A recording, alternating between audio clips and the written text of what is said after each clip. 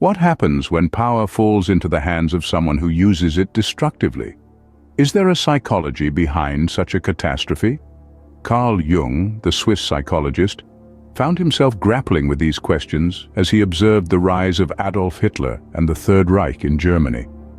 Jung, a veteran of World War I, was no stranger to conflict and the psychological impacts it could have on a nation.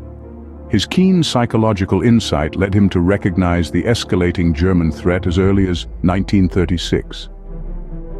Jung likened Hitler to the Norse deity Wotan, a powerful symbol of irrationality and impending catastrophe. This Nordic god of war, known for his magical abilities to influence battles and transform his appearance, represented a dark and perilous drama that was unfolding on the world stage. In his writings, Jung did not shy away from expressing his concerns about the unfolding situation in Germany.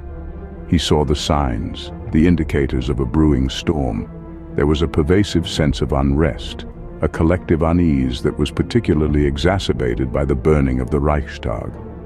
This infamous event, which was a pivotal moment in Hitler's rise to power, only solidified Europe's realization of the source of evil.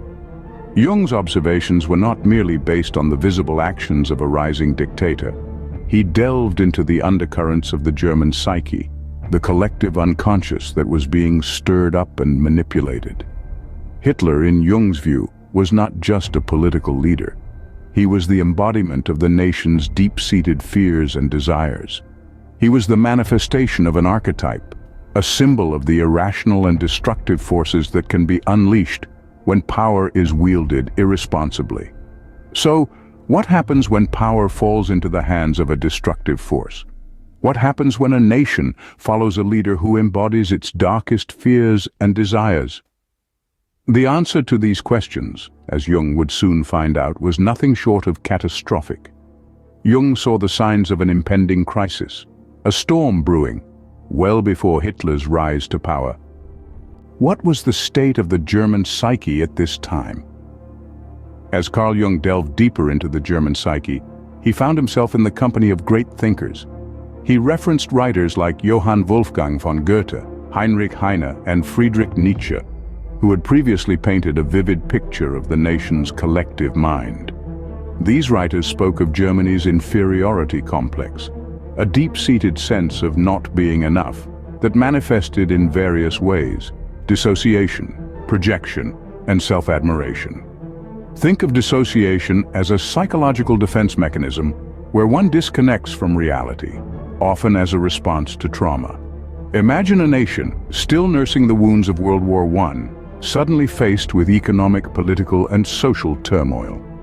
It's not hard to see why they might disconnect from the harsh reality and seek solace in an alternate, idealized narrative. And then there's projection, another defense mechanism where one attributes their own undesirable feelings or traits to others. For Germany, this took the form of blaming the rest of the world for their woes, rather than acknowledging their own shortcomings. The third manifestation, self-admiration, was perhaps the most dangerous of all.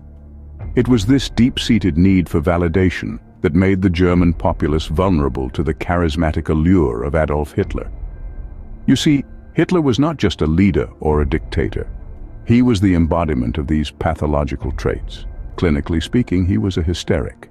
What was it about Hitler's character that allowed him to captivate and manipulate the masses? Carl Jung, a keen observer of the human psyche, offered a diagnosis. He suggested that Hitler's condition could be characterized as pseudologia fantastica, a term that, while clinical, captures the essence of a personality marked by a propensity for self-delusion. This condition enabled Hitler to construct a world of fabricated narratives and theatrical gestures, a world that was as captivating as it was perilous. Hitler's speeches, his grand gestures, his fiery rhetoric, they were all part of a performance, a spectacle designed to ensnare the minds of the German populace. But why did the German people fall for this act? Why did they allow themselves to be swept up in the tide of Hitler's delusions? Here, Jung pointed to a collective hysteria and vulnerability within the German populace. The nation was in a state of unrest, a state of unease, grappling with an inferiority complex that had deep roots in its cultural psyche. Hitler, in his theatrical flamboyance, tapped into this collective hysteria. He echoed the nation's anxieties, its fears, its desires, and he presented himself as the solution. He was the strongman, the savior, the one who could restore Germany's honor, its power, its pride. And in their vulnerability, the German people were all too willing to believe in this vision, to surrender themselves to the allure of Hitler's delusions. But as we know, the consequences of this surrender were catastrophic. Hitler's ascent to power and the subsequent atrocities he committed were far greater than Jung, or indeed anyone, had initially imagined. The German people found themselves trapped in a nightmare of Hitler's making, a nightmare that would leave a lasting scar on the pages of history. Understanding Hitler's pathology, understanding the psychological mechanisms that enabled his rise to power, is not just an exercise in historical analysis. It's a reminder, a warning from history about the dangers of unchecked power, about the perils of collective delusion. Hitler's ascent to power and subsequent atrocities were far greater than Jung had initially imagined. What can we learn from Jung's reflections after the war? A question that invites us to delve into the depths of Jung's mind and his profound observations. In the aftermath of World War II, Carl Jung was left reflecting on the madness that Hitler's regime had unleashed upon the world. The Swiss psychologist saw this as an epidemic of insanity. Hitler's reign was not just about the physical destruction caused by war, but also the psychological havoc wreaked on the collective consciousness. It was an era marked by a collective loss of sanity, where the line between reality and delusion became increasingly blurred. Jung believed that this erosion of mental stability was partly due to the unchecked proliferation of science and technology. He warned against the dangers of these advancements when they are not balanced with a deep understanding of the human psyche.